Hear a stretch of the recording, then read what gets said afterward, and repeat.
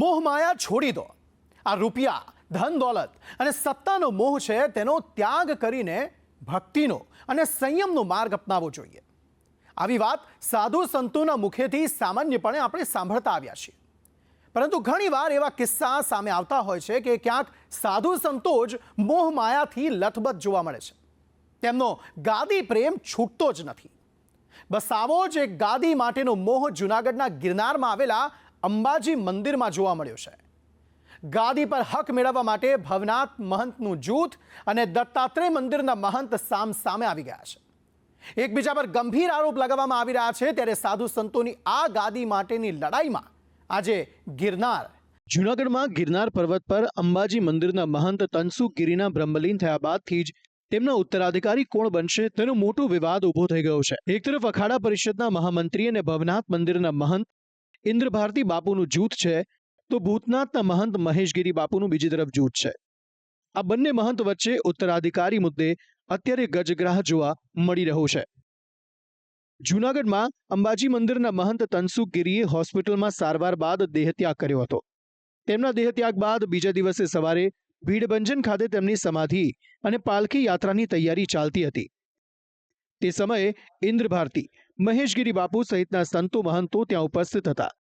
આ દરમિયાન તનસુખગીરી મહંતના ખાસ શિષ્ય કિશોરભાઈ હરિગીરી મહારાજને કહે છે કે તમે મારી સાથે જે ફોનમાં વાત કરી હતી તે તમે જાહેરમાં કહો. ત્યારે તેમના શિષ્ય કિશોરભાઈ અને યોગેશભાઈ મહેશગીરી બાપુ અને અન્ય સંત પર ગંભીર આરોપ લગાવે છે. તેમના આરોપો મુજબ તનસુખગીરી બાપુની સારવાર ચાલી રહી હતી ત્યારે મહેશગીરી અને અન્ય સંત આવી કેટલાક કાગળિયાઓમાં તનસુખગીરીના અંગૂઠાના નિશાન લઈ ગયા છે. હવે આ સમગ્ર મામલે થયેલા આરોપોને મહેશગીરી બાપુ અને તેમના સમર્થક મહંતોએ ફગાવ્યા છે. તો મારું એવું કેવું છે કે તમે હજી જાગ્યા જ ક્યાં છો? તમે તનસુખગીરી બાપુના સેવક છો, એની સાથે જીવન વિતાવ્યું છે. તનસુખગીરી બાપુ જે ભવનાથના મહંત રહ્યા છે એને ત્યાંથી કાઢ્યા કોણે? હરિગીરીજી અત્યારે ત્યાં બેઠા છે, એને કાઢ્યા કોણે? હરિગીરીજીએ કાઢ્યા. અને ગિરનારના તળેટીમાં આવી કેટલી જગ્યા છે કે આને કાઢીને ઓલેને બેસાડવો, ઓલાને કાઢીને એને બેસાડવો, પરિવાર વધારવો ને આ બધી કામ ચાલુ છે. જે તનસુખગીરી બાપુનું અપમાન થયું, જેને અમારા ગુરુ પરંપરામાં જે ભવનાથ મંદિર આવે છે એમાંથી તનસુખગીરી બાપુને એમને કાઢીને આજે પોતે ત્યાં બેઠા છે ને એમના ખોળામાં એમના સેવકો બેસી ગયા આજે. તો આ શરમજનક વાત નથી? હરિગીરી અને ઇન્દ્રભારતી બાપુ અને મહંતના શિષ્યોના કહેવા મુજબ તેમની પાસે પુરાવા છે કે કાગળિયા પર તનસુખગીરી બાપુના અંગૂઠાના નિશાન ખોટી રીતે લેવામાં આવ્યા છે. જો તનસુખગીરી બાપુએ પોતાની સ્વેચ્છાથી ઉત્તરાધિકારી જાહેર કર્યા હોત તો કોઈ વાંધો નહોતો, પરંતુ આ રીતે અંગૂઠાઓના નિશાન લેવામાં આવે તે યોગ્ય નથી.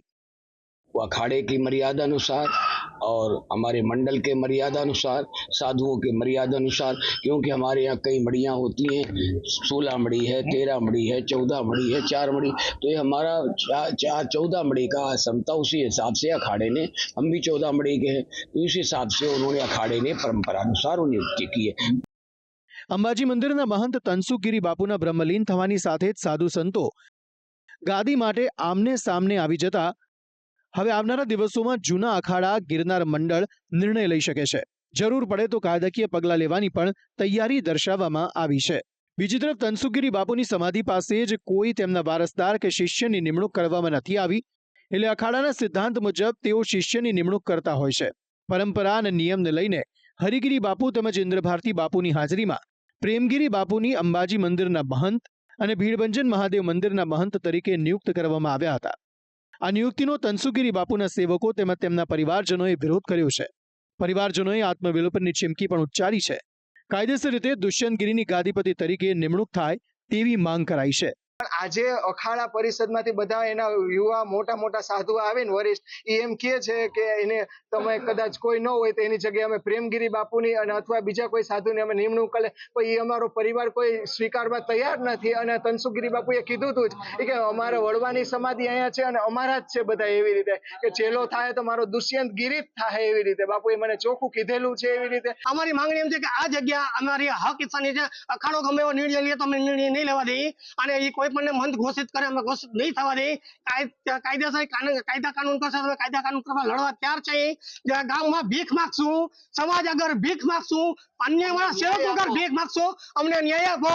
આવા કોઈ પણ પદાધિકારી અખાડાના એને આવું અમારે યાર ન કરવું જોઈએ. ફક્ત સંસારી લોકો જ સંપત્તિ અને સત્તા માટે ઝઘડા કરે તેવું રહ્યું નથી. હવે તો મોહમાયા ત્યાગનાર સાધુઓ પણ ગાદી માટે લડી લેવા તૈયાર રહેતા હોય છે, જેનું જીવતું ઉદાહરણ ગિરનાર અંબાજીમાં ચાલી રહેલો ગાદીપતિનો વિવાદ છે. સ્પેશિયલ રિપોર્ટ, સંદેશ ન્યૂઝ.